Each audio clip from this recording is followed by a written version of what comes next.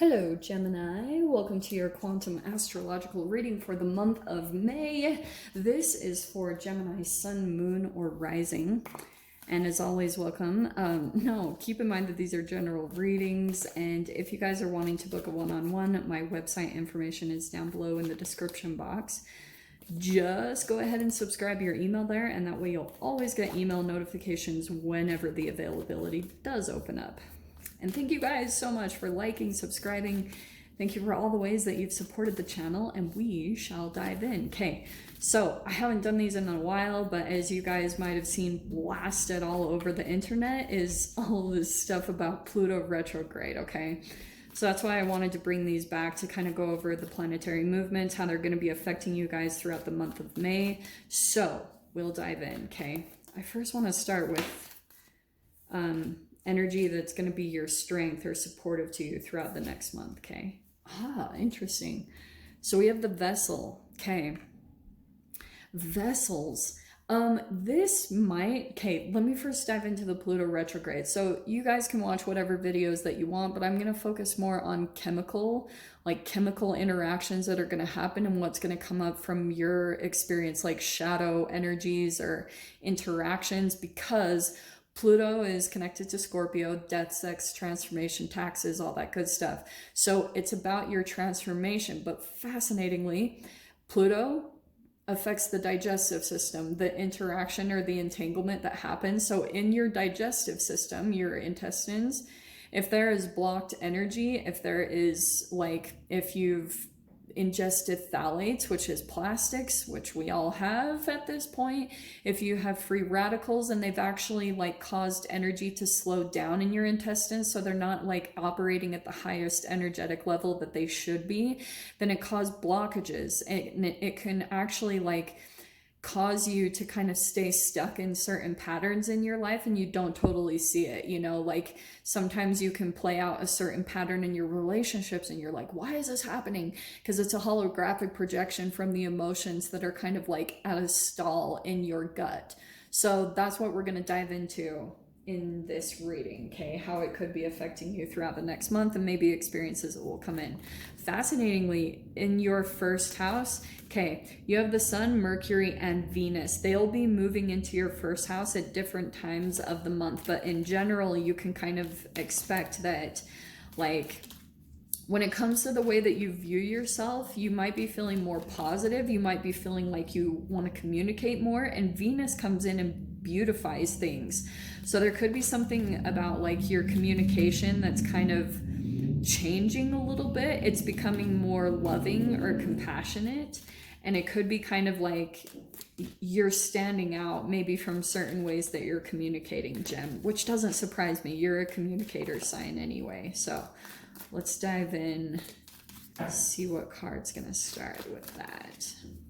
First house, the vessel. So the thing I wanted to talk about with the vessel is sometimes humans can be your vessels to change. I almost see them as little tunnels or little energetic portals to get to where you need to go, or to start seeing things about yourself so you can start transforming a specific area of your life. Okay.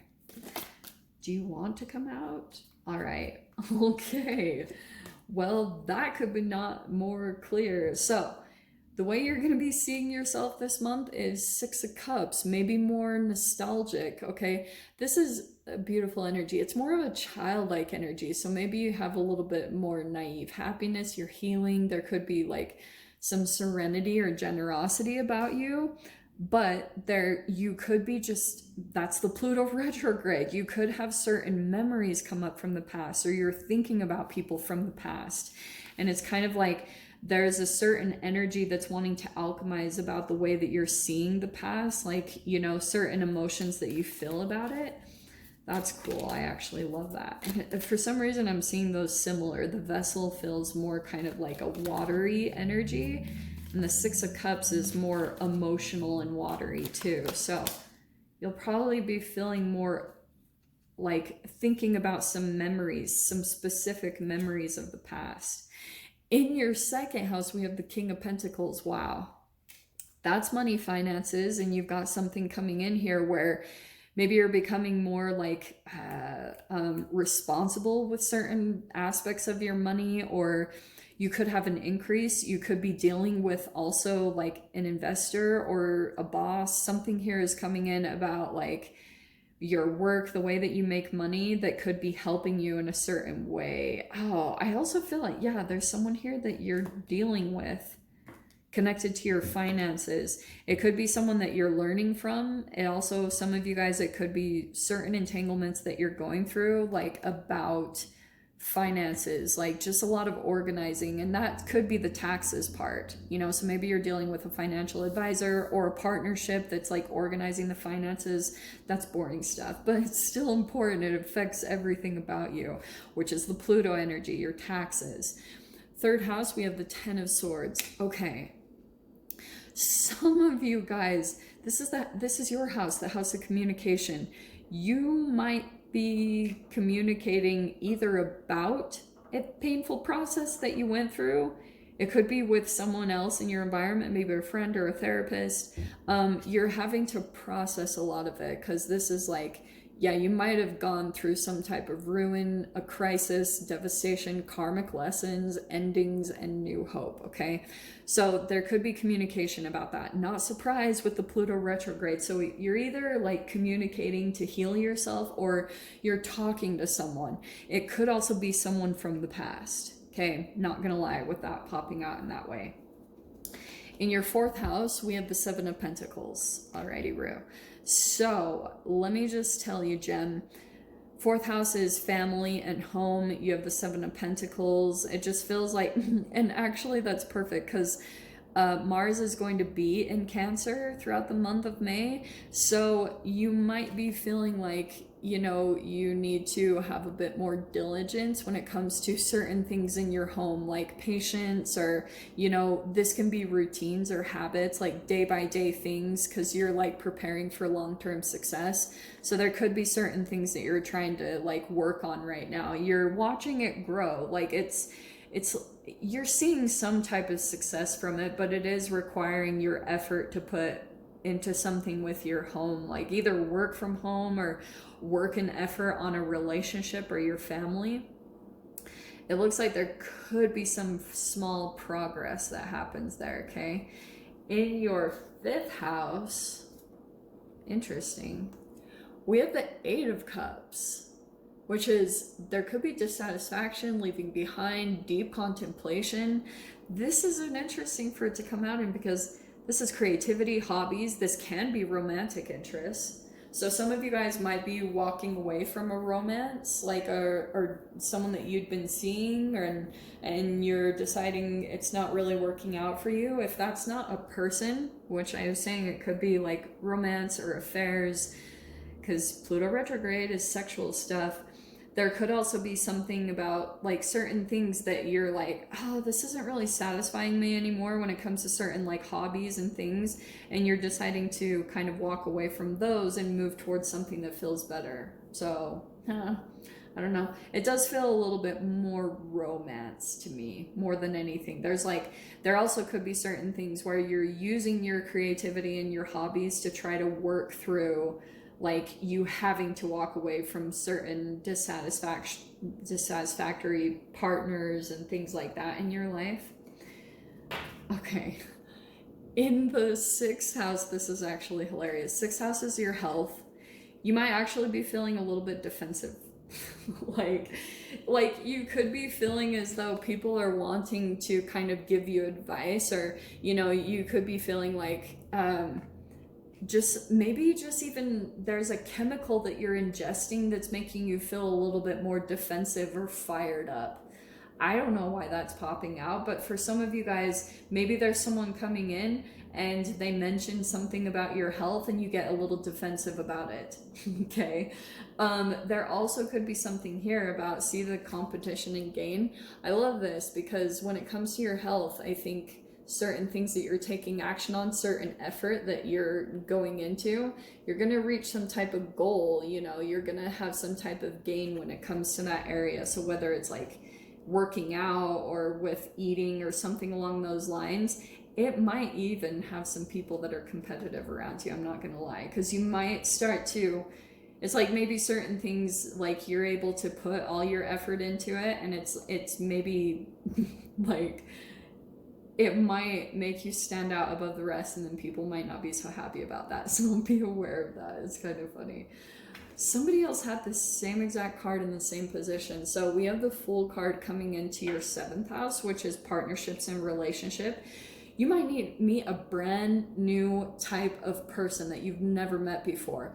Also, the Fool can be kind of like, you might meet someone that just pops in. It's a little bit of kind of maybe a naive person, or someone kind of youthful, or like, I don't know, I can just see that you're gonna meet a kind of someone new in the midst of all this other stuff happening. It's like a new type of partnership.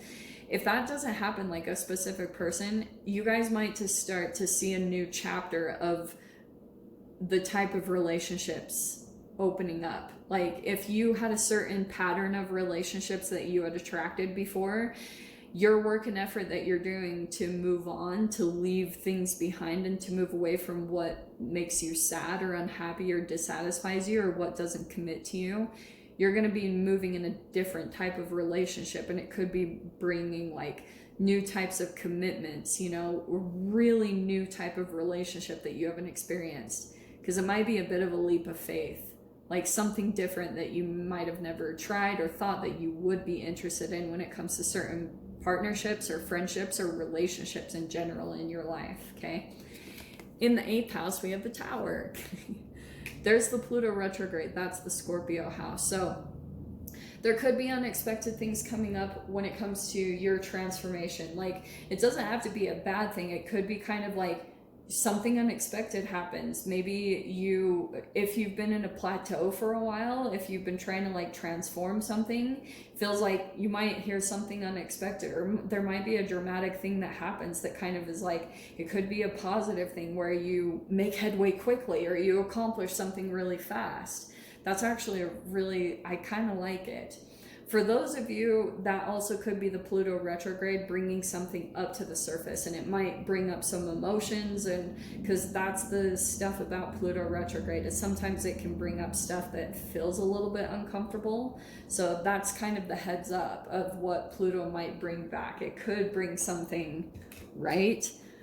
Dramatic change or an unexpected event, okay? To watch that stuff. We had the Two of Swords, and that couldn't be more perfect. So when it comes to your 9th house, your mental thinking, your higher ideals, intellect, philosophy, even travels, something might be coming in, and I almost feel like it's connected to all these other energies going on, because you've got an ending going on. You're trying to leave something behind. It could be certain like families or friendships or whatever. It feels like you might have a bit of cognitive dissonance. I just heard that very specifically. Like you're still confused about certain relationships, because you get really up in your head about like who's who and who's what, and you start overthinking. And that's what I feel like you're going to be battling with a little bit, is like these endings that need to take place, and just your confusion about it. Like you're confused about like, maybe were you in the wrong, or were they a narcissist, or you know, like that causes so much confusion. So I can just see like, try to do something that distracts you or pulls you away from that energy, like something you can go into, because it feels like it almost drains you. It wastes a bit of your energy. So try to like kind of be on top of that a little bit, okay? In your 10th house, we have the Maiden of Wands, and we have Jupiter. Okay, so this could be, I love it. Jupiter is good luck, and it's coming into your 10th house of career. So if you've had like an inspiring idea, or you have some creativity that comes up when it comes to like an idea for a career, or ideas in your current job that you really want to take action on, it seems like there will be some good luck. Jupiter is going to kind of like help that out, or there could be something here where you take action on. Some of you guys might actually even try to make a career out of like a sport or a hobby, or getting attention from it. Jupiter is going to bring in good luck there. So I actually really like that, but we'll clarify that. The other thing I was getting to, you guys might actually have like someone that you're attracted to in the workplace. Just stay cautious of that, because I can see that you're like maybe flirting with someone, or there's an attraction coming in with the Maiden of Pentacles, okay? In the 11th house, we have the Eight of Wands. So that's communication, sudden growth, fulfillment, progress, assured happiness. That's coming into social networking and like friends, wishes, and dreams. So I love that, because it looks like you might be communicating a lot. Maybe it's on social media, because that's just fast information. Like maybe you're communicating in some way, you're putting information out there. That looks really good so far. It will sudden growth, I cannot even explain it enough. Like you communicating, it will transform you. It actually might even be a part of this vessel, like you communicating something and just using that part of yourself. And it could be connected here, like communicating the pain, like turning your pain into poetry. Could be something where you're like connecting with people. It's just going to grow you. It's going to grow your confidence and change you into something different. And we have, fascinating that came out, because we have the Queen of Cups and the Six of Swords. You have the Eight of Cups and the Six of Swords. This is popping into your 12th house, and this is why this is crazy, because this is the house of Pisces, and there's Queen of Cups. So you might be moving away from, look, resolution of difficulties, new journey, moving on, and it could bring travels. So there's a definite moving away from chaos this month. You might have someone come up. It also could be someone who's like still pretty tied to you. Sometimes that's like an energetic cord, or if this is like a mom, it could be a freaking umbilical cord that you need to cut. It's like you're trying to move away from chaotic or like, you know, stressful connections, ones that just stress you out, or trying to move away from drama and chaos. And that's what I feel like is going to be a bit of your process tied to the Pluto retrograde. It could be someone that kind of like tries to bring drama into your experience, Gem. So I'll dive into the extended. We'll dive in, see if there's any other messages that come out with each individual card. If you guys want to join me over there, of course, feel free. Go down below, click on the Vimeo link, and I'll see you over there. And also, I tagged a video at the end of this one. It's Joe Rogan speaking to a doctor about phthalates. Please listen to it. It's unbelievably important. So, Gem, I hope you guys got something useful from this. And with that being said, sending you so much love, wishing you all the very best, and I'll see you in your next reading. Take care.